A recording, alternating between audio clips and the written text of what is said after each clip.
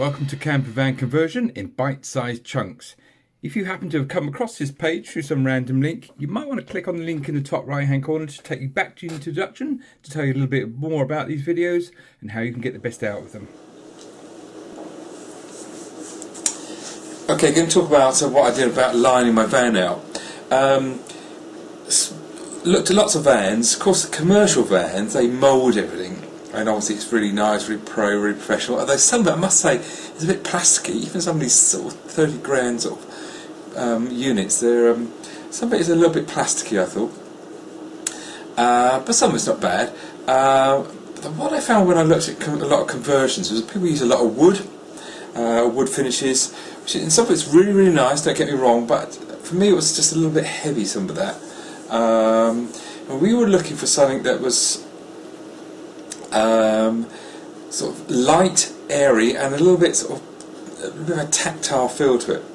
And in the end, what we came up with, and we deployed this in many sort of areas, basically on the panels and on the ceiling, was a 3mm foam, which actually was an underlay from B&Q, it'll be in the resource library, covered with a thick white denim. Which sounds a little bit towy, doesn't it? But it was great, and we used that for the walls. And in fact, we can just look at a panel now.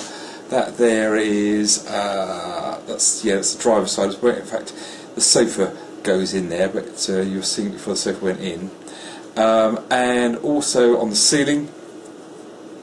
But also I used that same lining inside the bedding box, which is inside the sofa, and also it was great for sort of hiding some sins. So for example, I had a metal bulkhead in that van. When I took it out, I noticed that they had cut away some of the plastic lining which interfaces with the driver's cab.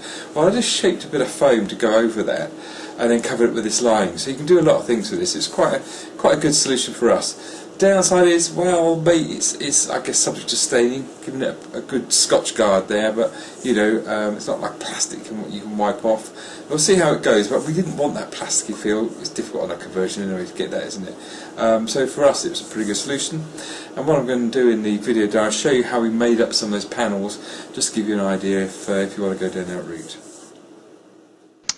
Okay, so on the roof then, let's start roof panels. What I use is 4mm hardboard. I want something a bit light up there, so there's a panel up there cut round the roof light just to get ready, get it into the workshop. And first of all I just cut the 3mm underlay foam to the rough size to get it a sensible size to put on there. You can trim it later, it's very easy to trim the stuff. You can cut it with a knife, cut it with some scissors. So that's the right size there. And then after that, what we need to do is stick it on. And I used a carpet spray glue. I've used that stuff for a lot of things in this van. Spray it all over the foam. And when you get onto the hardboard, when you cut your hardboard, it's best if you can make it so the bit that you're going to spray with the glue is the shiny side. You won't need so much glue, then it'll stick better. So there we'll be pushing it on there. And after that, we need to get the foam on there. This is going to be definitely a two-person job when you do this, because once it's stuck, makes contact, because it's on both sides, then you're there. So get someone to help you with that. Drop it on there. Yep. Oh. And then push it down and smooth out all the wrinkles. There you go. Okay, so that's the 3mm underlay foam on top of the substrate, and whatever substrate you're using, whether it's hardboard or on my van sides, I've got 6mm ply. The same applies. There you go. You can stick it on. Although actually, come to think of it, on the ply I use staples. I did use some glue as well, but I used staples because it didn't seem to stick too good. But the glue works well on the shiny hardwood surface. So now we put the material on. We've got to stretch that over. On the roof panels, you'll see there's going to be bits that will butt against each other to join them up. I'm stapling those on on the top surface, the visible surface, because they're going to be covered, and you'll see it later on in this video blog. But the bits on the side, I can staple, I can stretch it round and staple it from underneath. Make sure you got very short, if you're using hardboard, very short staples. And there you go, and there's the panels up on the roof. Now you can see those joins I was talking about. How do I hide those? Well, what we did is we used the same signature liner, in other words our 3mm foam covered with a white denim. But what I did, and you'll see in a minute, is I used that sort of formulation to hide a lot of sins, but without any hardboard or ply substrate. So you just make a band of this stuff, fold the denim onto the other side of the foam, so you've got a nice salvaged edge, and there you go, there's all the panels up there looking pretty good.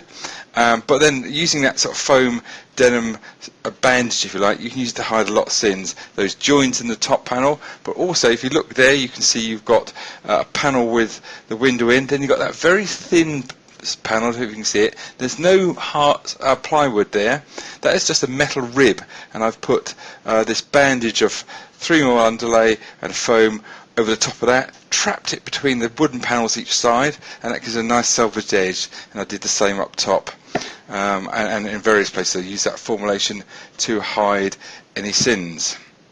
So go back to the panel with the window in. You can see as the material goes round where the window is into the reveal, of course it has to gain sort of in size. It stretches out, which of course it won't. So there you will be left with a rough detail, and we can look at that now.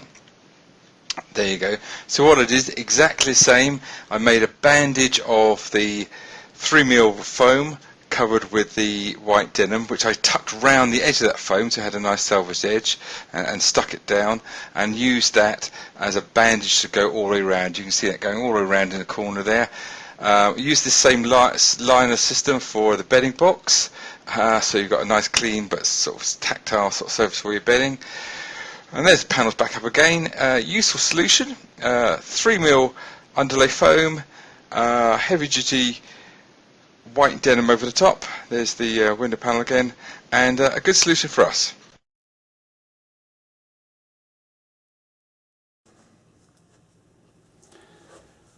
Lining the van, chapter 10.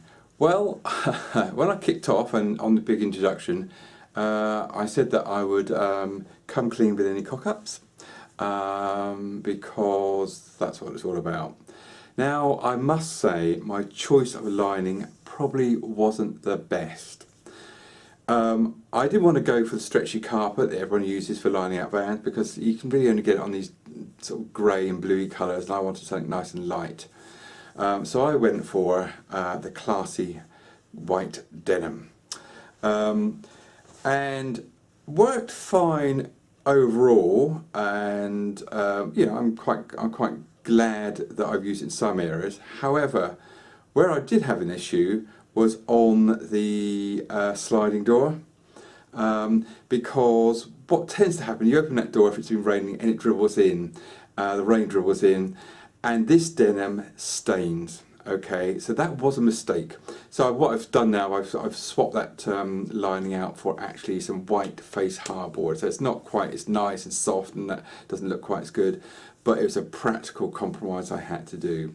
Now, of course, if you had the stretchy carpet, it's going to come in, but I don't think it would stain like that denim did. And I did even try using a cloth, you know, stain preventer.